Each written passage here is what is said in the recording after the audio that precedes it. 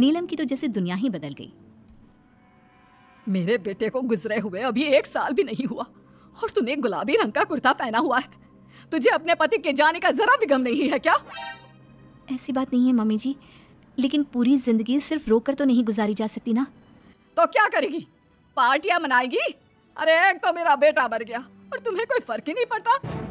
Mummy जी, मेरा भी पति गया है और इस बात से मुझे कितना फर्क पड़ता है मैं आपको बता भी नहीं सकती। लेकिन अगर मैं रोती हूँ तो मेरा 4 साल का बेटा बहुत रोता है, अपने पापा को याद करता रहता है। उसे दिखाने के लिए ही सही मेरा ठीक से रहना बहुत ज़रूरी है। कुछ दिनों के बाद, मम्मी जी मैं नौकरी करना चाहती हूँ। लेकिन उसकी क्या जरूरत है? यहाँ घर में रह रहकर मेरा दम घुटता है। पूरा दिन मुझे अपने पति की याद आती है। कुछ देर के लिए ही सही घर से बाहर जाऊंगी तो शायद कुछ अच्छा लगे।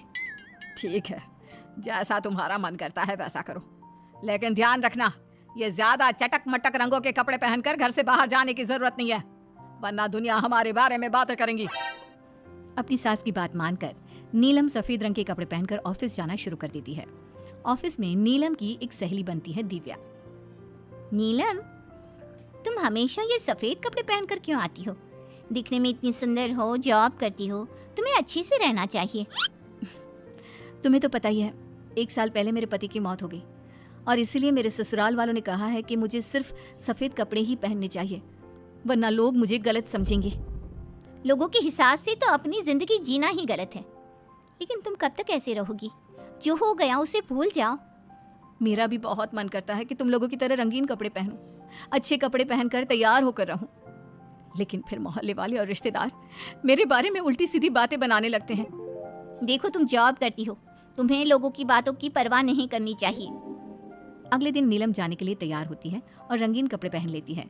ये देखकर नीलम की सास को गुस्सा आ जाता है। देखो बहू, तुम्हें समझाया था ना, अब तुम विधवा हो, तुम्हें ऐसे रंगीन कपड़े नहीं पहनने चाहिए। मम्मी जी, अगर मेरे पति की मौत हो गई तो इसमें मेरी क्या गलती? और सफेद कपड़े पहनने से आखिर क्या हो जाएगा? क्यों नहीं पहन सकती मैं रंगीन कपड़े?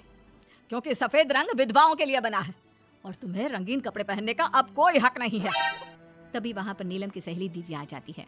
वो नीलम की सास की सारी बातें सुन लेती है। आंटी जी, विधवा होने का मतलब ये तो नहीं कि इंसान अपनी जिंदगी जीना छोड़ दे और रंगीन कपड़े पहन लेने से क्या हो जाएगा? एक विधवा लड़की बाकी के सारे काम तो करती है ना, खाना खाती है, घर के काम करती है, फिर रंगीन कपड़े क्यों नहीं पहन सकती?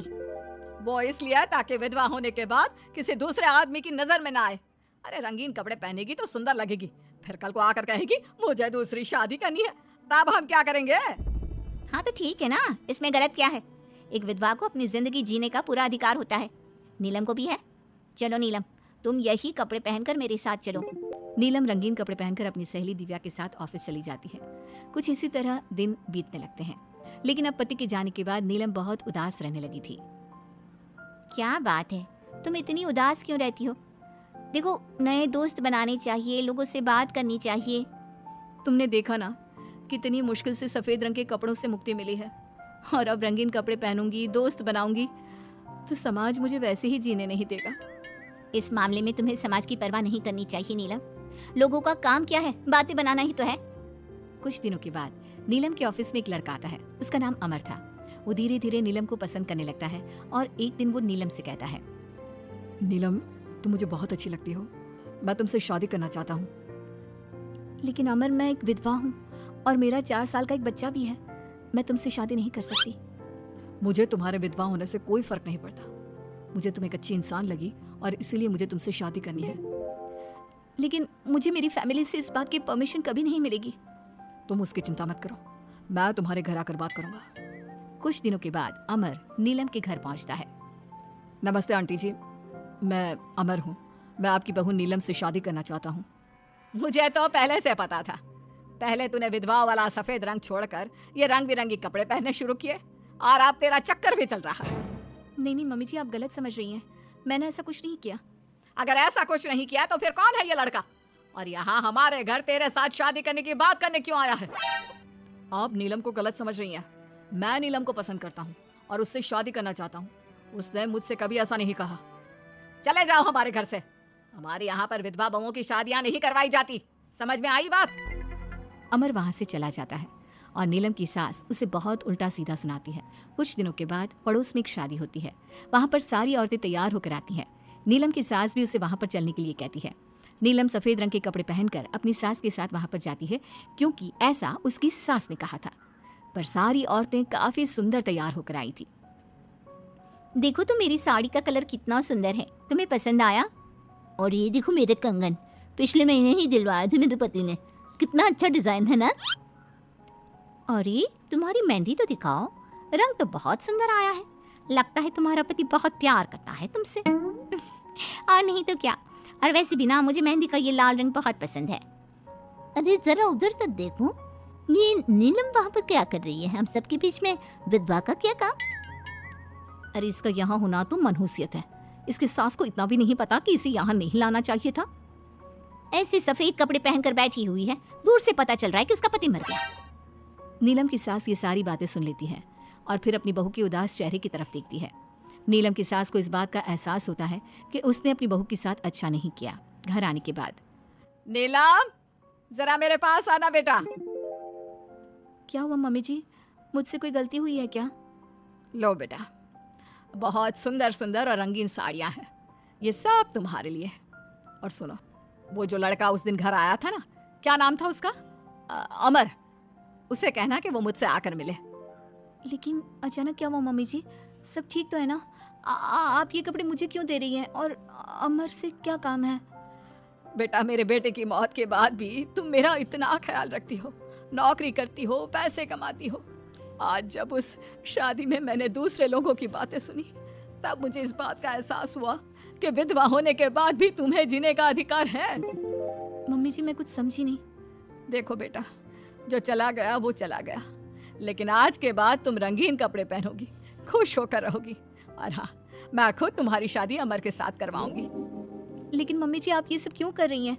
मैं तो आपके कहने पर सफ़ेद कपड़े पहनकर शादी में गई थी। वही तो बेटा, मुझे अच्छा नहीं लगा। और ऐसा तो किसी किताब में नहीं लिखा कि विधवा होने के बाद एक लड़की को सिर्फ सफ़ेद कपड़े पहनने चाहिए। अगर तुम ससुराल में रहकर अपनी जिम्मेदारी उठा सकती हो, तो फिर अपनी जिंदगी में सारी खुशियों पर भी तुम्हारा अधिकार है। नाचने वाली से शादी। दिनेश एक बार अपने दोस्त अमर की शादी में उसके गांव गया। दिनेश और उसके दोस्त शादी में जमकर मजे कर रहे थे।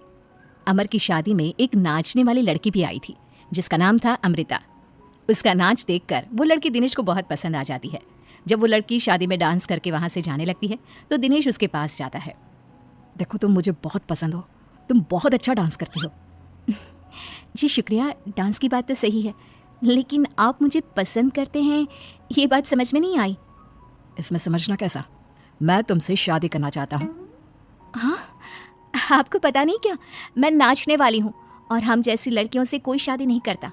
बहुत लड़के आते हैं तुम्हारी तरह बातें बनाने वाले, शादी के प्रपोजल्स लेकर लेकिन शादी कोई नहीं करता। कौन करेगा मुझसे शादी? मैं सच कह रहा हूँ, मैं सच में तुम्हें बहुत पसंद करता हूँ और तुमसे शादी करना चाहता हूँ। मुझे तुम्हारी बात पर बिल्कुल भरोसा नहीं। अगर तुम सच में मुझसे शादी करना चाहते हो तो अपने माँ बाप को साथ में लेकर आना। मैं तुम्हें यहीं इसी गांव में मिलूंगी, ये मेरा पता है। शादी होने के बाद दिनेश अपने घर लौट आता है। अपनी माँ के पास जाकर कहता है, माँ, मैं अमृता नाम की एक लड़की को बहुत पसंद करता हूँ, उससे शादी करना चाहता हूँ। अरे बेटा, लेकिन ये अमृता है कौन? किसकी बेटी है? कैसा घर बार है, कुछ बताओ भी, बस सीधे आकर शादी की बात कर रहे हो। वो क्या है ना, वो लड़की एक नाचने वाली लड़की है। मेरे दोस्त अमर की शादी में मैंने उसे नाचते हुए देखा था। क्या? नाचने वाली लड़की? नहीं नहीं नहीं, नाचने वाली लड़की को हम अपने घर की बहू नहीं बना सकते। लेकिन माँ, मैंने उससे वादा किया है, मैं उसी से शादी करूंगा। वादा करने से पहले अपने माँ बाप से पूछना जरूरी नहीं समझा? किसी भी नाचने वाली को ऐसे शादी का वादा करके चले आए। लेकिन पापा, एक बार आप उससे मिल तो लीजिए, क्या पता आपको भी वो पसंद आ जाए। दिनेश के माँ और पापा दिनेश और अमृता की शादी के लिए तैयार नहीं होते। एक दिन दिनेश के मम्मी पापा अपने गांव से बाहर कहीं जा रहे होते हैं। तभी अचानक से एक गाड़ी वाला दिनेश के पापा के स्कूटर को टक्कर मारकर चला जाता है। दिनेश के मम्मी और पापा दोनों सड़क पर घायल होकर गिर जाते हैं। तभी वहाँ अमृता आती है। अरे अंकल आंटी, आपको तो बहुत चोट लगी है, चलिए मैं आपको हॉस्पिटल लेकर जाती हूँ। अमृता दिनेश के मम्मी और पापा को हॉस्पिटल में एडमिट करवा देती है और उनका ख्याल रखती है। जब दिनेश हॉस्पिटल पहुँचता है, अमृता, तुम यहाँ क्या कर रही हो? तो क्या ये तुम्हारे मम्मी पापा हैं? वहाँ सड़क पर उनका एक्सीडेंट हो गया था, इसलिए मैं यहाँ हॉस्पिटल में लेकर आ गई। क्या ये वही लड़की है बेटा जो तुम्हें पसंद थी? हाँ माँ, माँ यही तो है अमृता जिसके बारे में मैंने आपसे बात की थी। हमारी सोच गलत थी।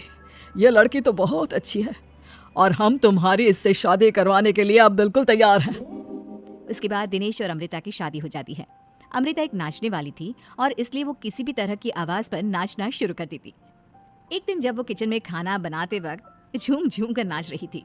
अरे बहू, तुम यहाँ किचन में खड़ी होकर डांस क्यों कर रही हो? यहाँ कौन सा गाना बज रहा है?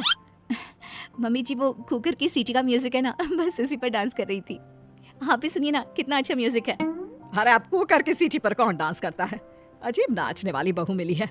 माना दिल की अच्छी है लेकिन कुकर की सीटी पर भी नाचती है। भगवान भला करे। कुछ दिनों बाद दिनेश के पड़ोस वाले घर में कंस्ट्रक्शन का काम चल रहा था और सारा दिन मजदूरों के हथौड़े चलाने की आवाज़ आती रहती। उस आवाज़ की वजह से अमृता घर का सारा काम छोड़कर डांस करती रहती। ये देखकर दिनेश के पापा कहते हैं, बेटा तुम नाचने वाली बहू तो ले आए, लेकिन ये तो हथौड़ों की आवाज़ पर भी डांस करती है। और बेटा अपने घर का काम बिल्कुल छोड़ दिया है। सारा दिन बस मजदूरों के औजारों की आवाज़ पर डांस करती रहती है। कल मैंने एक गिलास पानी मांगा था तो मुझसे कहती है, पापा बाद में देती हूँ, अभी तो डांस कर रही हूँ मैं, डिस्टर्ब मत करो। माँ पापा आपकी बात सही है। अमृता के ऊपर तो डांस करने का नशा कुछ ज़्यादा ही सवार हो गया है। लगता है इसके पुराने काम का भूत इसके सिर में फिर से घुस गया है। अरे लेकिन बेटा हम क्या करें? अब ये पूरा दिन इसी तरह नाचती रहेगी तो कुछ अजीब नहीं लगेगा? एक दिन दिनेश और उसका परिवार जंगल में पिकनिक मनाने जाने का प्लान करता है। दिनेश, उसकी पत्नी अमृता और माँ बाप चारों मिलकर जंगल में पिकनिक मनाने पहुंच जाते हैं। लेकिन तभी वहां पर जंगल के लोग उन्हें घेर लेते हैं। अरे क्या मुसीबत है ये? कौन है ये लोग? ये तो हमें जिंदा जलाकर खा जाएंगे। अब हमें कौन बचाएगा? सही कहती हूँ माँ, ये तो जंगली लोग हैं, ये हमें जिंदा नहीं छोड़ने वाले।